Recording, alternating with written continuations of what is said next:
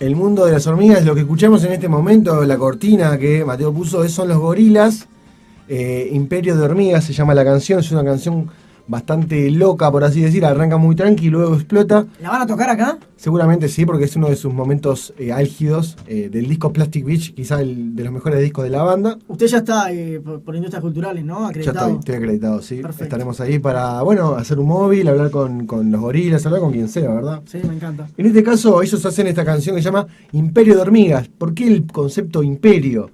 Son un tipo de insecto, un tipo de animal, un tipo de ser vivo que está en todo el planeta. Hoy estaban adentro de mi azucarero, por ejemplo. Hoy estaban. Se pueden encontrar en cualquier continente.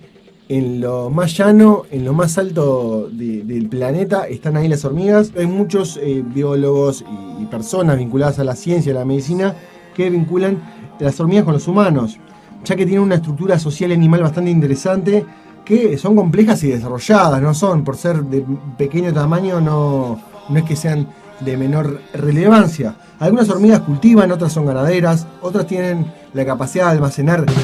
Pasaron desde las eras glaciares, los dinosaurios, la edad de piedra, hasta hoy. La ciencia que estudia a estos insectos, a estas hormigas, se llama la mirmecología, que estima que hay 20.000 especies, pero que solo se han catalogado 12.000. Hay una certeza con respecto a las hormigas que tiene una función muy importante con respecto a su entorno. Toman lo que está en el sistema, lo hacen propio y devuelven algo. No es que solamente vendrán a ser solo como humanos, solo consumen, sino que también aportan. La capacidad del hormiguero de moverse como un solo ser es lo que hace que se incluya a las hormigas en la categoría de superorganismos, algo que hablábamos anteriormente. La evolución y reproducción no es individual, sino que depende de la suma de las partes. Eso también pasa con las abejas, las avispas, las termitas. Todos estos insectos tienen un nombre femenino. Hormigas, abejas. Avispas.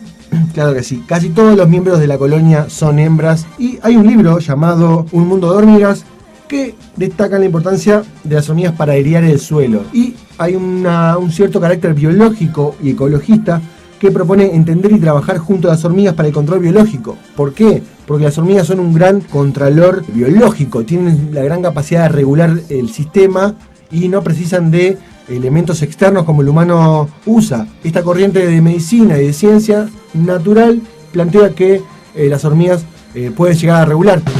A partir de las canciones de Gorilas y de la que vamos a escuchar más adelante, hablar un poco de las hormigas que tienen un mecanismo natural y no contaminante que se utiliza exitosamente en el control de plantaciones de bananas, por ejemplo. Esto es en México y en Nicaragua. O sea, las hormigas, además de estar en todas partes del mundo, tienen un gran poder de limpieza de plantaciones y demás. Así que por ahí... Así hoy no son ese bichito que uno ve y lo pisa y... No, hay toda una función detrás. Es muy importante. Y de esta manera trajimos esto, pero no sin antes escuchar un poco de música. Porque un sonido fue el que nos trajo hasta acá.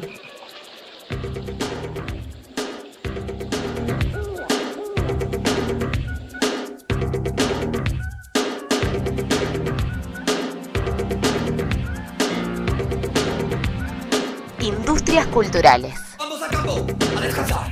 No tengo nada que ganar de vacaciones. Me quiero ir a ver las focas y el casino. La feliz no me banco.